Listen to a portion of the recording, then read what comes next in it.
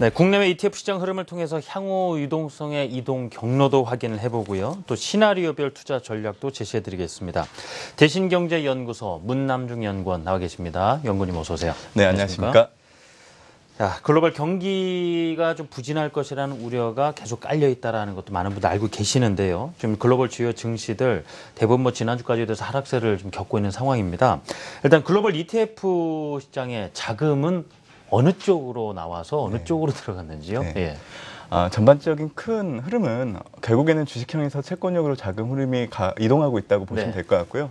일단은 어느 정도는 안전자산을 선호하는 성향 자체는 일정 부분 유지될 걸로 그렇게 보고 있는 상황입니다. 하지만 지난주 데이터를 기준으로 본다고 하면 최근 안화됐던 이런 내용들이 좀 반영되면서 뭐 안전자산을 선호했던 성향 자체가 일시적으로 좀 약간 낮아진 부분들이 확인됐다는 것만 좀 기억하시면 좋을 것 같고요.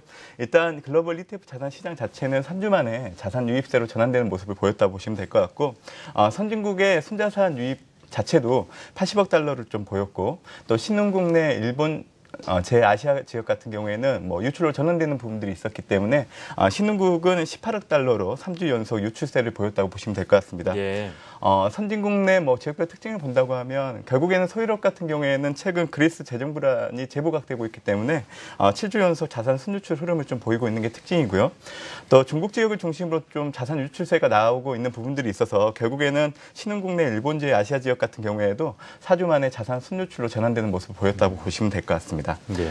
그리고 지난주 자금 유입이 많았던 ETF를 좀 살펴보면 결국에는 아이세어스의 너세리천 ETF, 아이세어스의 국채투자 ETF, 스파이더의 에너지 업종 투자 ETF로 좀 미 증시 하락이 지속되기 때문에 결국에는 개별 모멘텀을 가진 중소형주 ETF 중심으로 매수세가 유입됐다 보시면 될 것 같고요.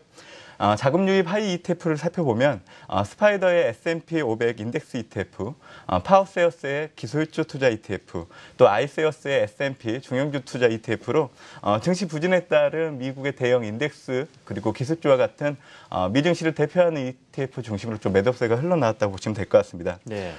전반적으로 흐름 자체는 뭐 지금 현재 좀 기억을 해볼 부분은 결국에는 이머징 지역을 중심으로 좀 글로벌 ETF 자금 이동이 좀 많이 두드러지고 있는 상황들이 나타나고 있는데요. 특히 이머징 전반에 투자하는 GM 지역 같은 경우에는 5주 연속 자산 순유출세가 계속 나오고 있는 부분들이 있기 때문에 이런 부분들은 결국에는 신흥국 지역에 대한 상대적인 자산의 매력도 자체가 악화되고 있음을 좀 반증한다고 좀 보시면 될 것 같습니다. 그렇군요. 전체적인 흐름상의 특징들을 짚어주셨고요.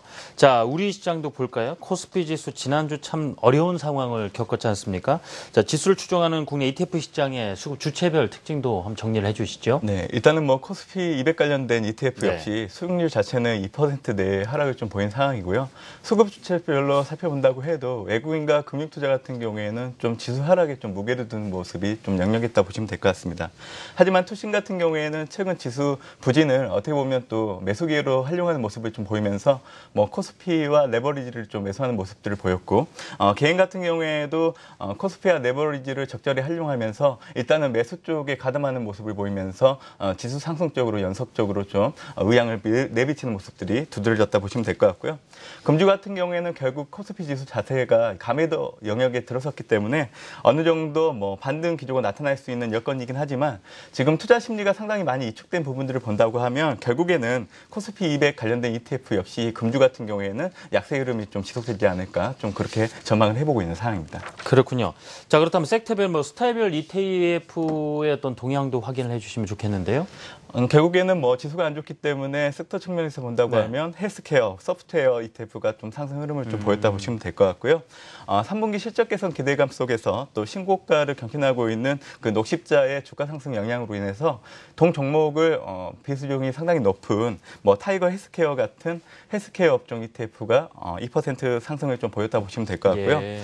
또 최근에 카카오톡 뭐 사용자 이탈 우려에 대한 부분들이 좀 부식될 걸로 좀 전망이 되고 또 향후 중장기 사업 사업 확장이 순조롭게 이루어질 걸로 분석되고 있는 종목이 이제 다음이기 때문에 종목에 대한 구성자산 비중이 높은 타이거 소프트웨어와 같은 소프트웨어에 투자하는 업종 역시 2% 정도 상승 흐름을 보였다고 보시면 될 것 같습니다.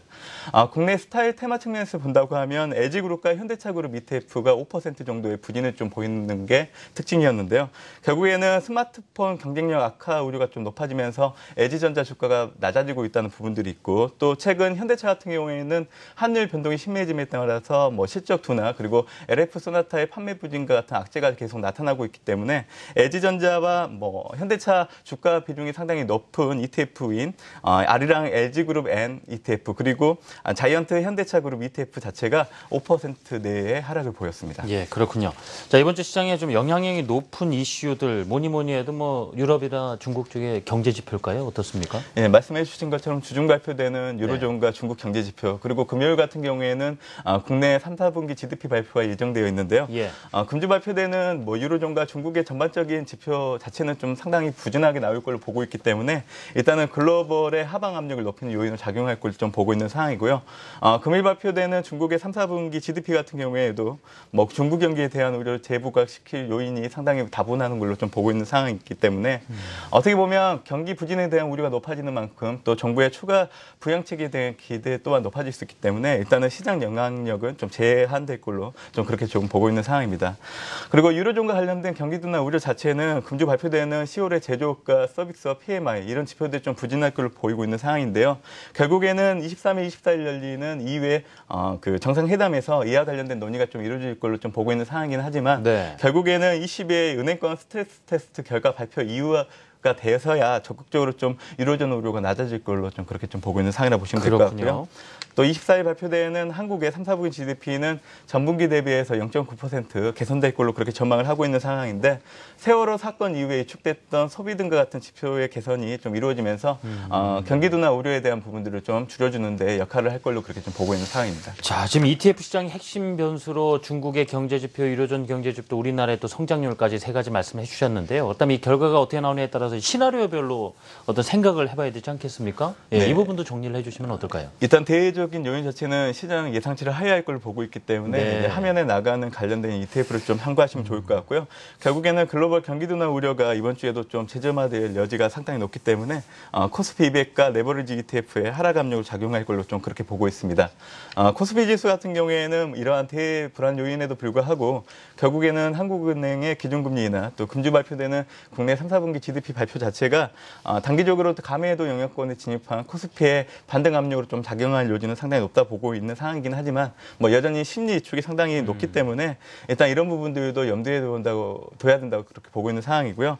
이번 주는 지수 방향만 놓고 본다고 하면 인버스 관련 ETF에 좀 관심을 둘 필요가 있지만 오히려 지수보다는 섹터나 스타일을 중심으로 대응하는 것들이 더 유효하지 않을까 좀 그렇게 보고 있습니다. 그래서 두 가지 아이디어 측면에서 네. 일단 현 시점에서 낙폭가대로 반등 시 가장 먼저 탄력적인 상승을 보일 걸로 보이는 삼성전자 비중이 높은 삼성그룹주 ETF에 먼저 관심을 가질 필요가 있다 보고 있는 상황이고요. 또 하나는 결국에는 여전히 개별 모멘텀을 보유한 섹터 매매가 대안이 될 걸로 그렇게 좀 보고 있는 상황이기 때문에 일단은 헬스케어, 소프트웨어 업종 ETF 중심으로 좀 대응하는 전략도 유효하다고 그렇게 좀 보고 있는 상황입니다. 예전에 우리 국내 시장도 심리가 좀 위축돼 있어서 하락 압력이 좀 지속될 것이다라는 부분은 있지만 염두에는 둬야 되지만은 일단 저가 매수세도 유입된다는 면에서 좀 매력 있는 투자 전략 부분 어떤 섹터별로 좀 접근해야 된다는 부분에서 소개를 해주셨습니다. 지금까지 대신경제연구소 문남중 연구원이었습니다. 연구원님 잘 들었습니다. 네, 감사합니다.